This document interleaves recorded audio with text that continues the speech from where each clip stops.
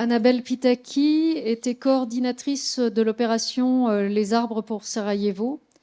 Au moment de la guerre de Sarajevo, des associations françaises se sont mobilisées aussi pour apporter de l'aide au pays. Il se trouve que Gilda Skor, qui s'en occupe, enfin, voilà, qui était partie pour apporter des biens, rencontre des gens de la Fort-Prenu et qui leur disent mais ce dont les gens ont besoin, c'est des arbres. Les arbres avaient été dévastés, les arbres sur les collines environnantes étaient dévastés, comme on le voit sur les photos de Verdun de la Première Guerre mondiale.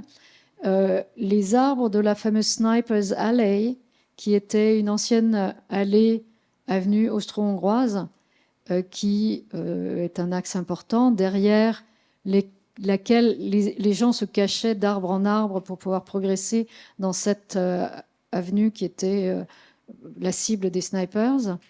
Le siège de Sarajevo, plus rien à manger, plus rien pour se chauffer, donc les gens ont coupé les arbres. Et après, prendre cette allée était encore plus dangereux. Voilà, et donc cette idée, elle a pris.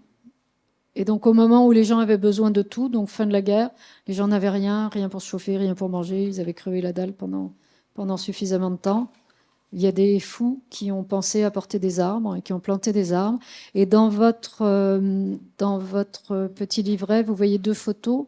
Donc, un d'un gamin au moment de la plantation. Donc, ce sont des pépinières du côté de Caen. Alors, j'ai pas eu le temps de les recontacter, je voulais le faire, qui ont offert les arbres avec la ville de Caen. Et la ville de Caen s'était mobilisée justement parce qu'eux aussi, pendant la Seconde Guerre mondiale, avaient connu cette problématique.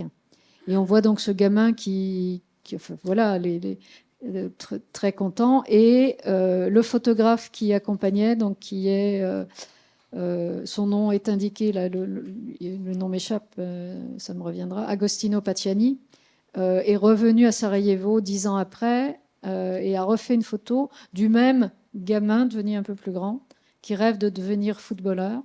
Et sur la page de Madame Pitaki, vous avez une photo aussi d'Agostino Pacciani, où il y a voilà, la population qui découvre ces gens des parcs et jardins qui replantent des arbres.